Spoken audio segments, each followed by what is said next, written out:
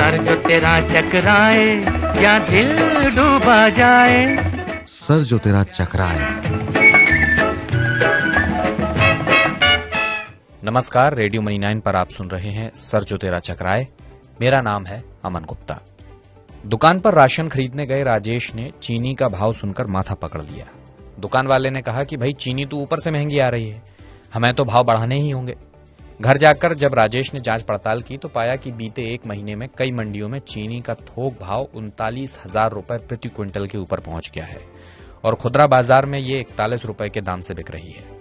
अब राजेश का ये बात सोचकर सिर चकरा रहा है कि भारत में पिछले साल गन्ने के उत्पादन में तो कोई कमी नहीं आई, चीनी का स्टॉक भी बहुत ज्यादा था, उसके बाद भी चीनी महंगी क्यों हो रही है। तो आपका सिर न चकराए इसलिए हम बताते हैं आपको कि आखिर क्यों बढ़ रहे हैं चीनी के भाव। निजी चीनी मिलों का संगठन इस्मा लगातार चीनी उत्पादन के अनुमान में कटौती कर रहा है। इस साल देश में चीनी उत्पादन करीब 9% घटकर 327 लाख टन अनुमानित है। इससे पहले जनवरी में इस्मा ने 340 लाख टन उत्पादन का अनुमान जताया था। पिछले साल देश में चीनी का असल उत्पादन 357 लाख टन था। चीनी के उत्पादन में कमी होने के अनुमान की वजह से चीनी की कीमतों में तेजी देखी जा रही है। इस्मा के चीनी उत्पादन में कमी करने की सबसे बड़ी वजह है मौसम। चीनी की ये स्थिति पिछले मानसून की वजह से हुई है। पिछले साल जब बारिश की जरूरत थी तब सूखा पड़ गया और बाद में बेमौसम बरसात ने गन्ने की फसल को खराब करने का काम किया। मौसम की इस अस्थिरता की वजह से चीनी की यील्ड यानी गन्ने से मिलने वाली चीनी की मात्रा घट गई है। इस वजह से पूरे देश में काम करने वाली चीनी मिलों की संख्या भी कम हो गई है, क्योंकि चीनी बनाने के लिए गन्ना और अच्छी यील्ड मिल ही नहीं रही। पिछले साल 15 अप्रैल तक 305 फैक्ट्री क्रशिंग कर रही थी, लेकिन फिलहाल केवल 132 फैक्ट्री में ही क्रशिंग हो रही है। इधर सरकार ने एक्सपोर्ट खोल दिया था। वित्त वर्ष 2022-23 के दौरान भारत से 577.1 बिलियन डॉलर की चीनी का निर्यात हुआ था, जो वर्ष 2022 के 460.3 बिलियन डॉलर के मुकाबले रिकॉर्ड हाई पर था।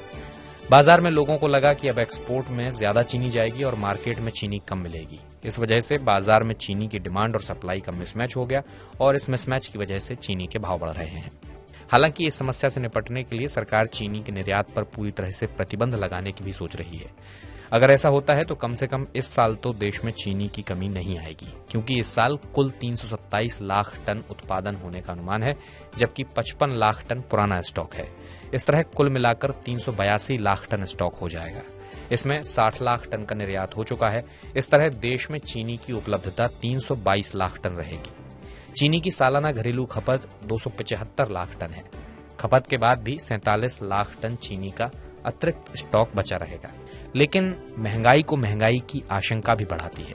गन्ने का उत्पादन वो पहली फसल है जिसका असर अल नीनो से नापा जाता है। आईएमडी के अनुसार जून से अगस्त तक भारत में अल नीनो की संभावना 70% है और सितंबर तक ये संभावना 80% हो जाएगी। यानी देश के बड़े हिस्से में सामान्य से कम बारिश होने की आशंका है। इसका असर खरीफ की फसलों पर पड़ेगा और ये डर महंगाई को हवा देगा। अल नीनो की संभावना की वजह से विदेशी चीनी बाजार में भी उथल पुथल मच गई है। अंतर्राष्ट्रीय बाजार यानी इंटरकॉन्टिनेंटल एक्सचेंज में चीनी की कीमतें 11 साल के रिकॉर्ड हाई पर पहुंच गई हैं, क्योंकि ऐसा माना जा रहा है कि दुनिया में एशिया की तरफ से 2 बड़े सप्लायर यानी भारत और थाईलैंड में अल नीनो की वजह से गन्ने के उत्पादन पर असर पड़ सकता है और इस कमी के कारण अंतर्राष्ट्रीय बाजार में चीनी की आपूर्ति में कमी रहेगी और यही वजह है कि दुनिया भर में चीनी महंगी हो रही है। तो जाहिर है चीनी का पूरा गणित अब आप समझ गए होंगे, आपका सिर नहीं चकरा रहा होगा। फिलहाल इस बुलेटिन में मैं अमन गुप्ता आपसे लूंगा इजाजत। इसे लिखा है आंचल चौधरी ने। बिजनेस और पर्सनल फाइनेंस से जुड़ी हर अपडेट के लिए डाउनलोड कर लीजिए मनी 9 का मोबाइल ऐप। सर जो तेरा चकराए या दिल डूबा जाए, सर जो तेरा चकराए।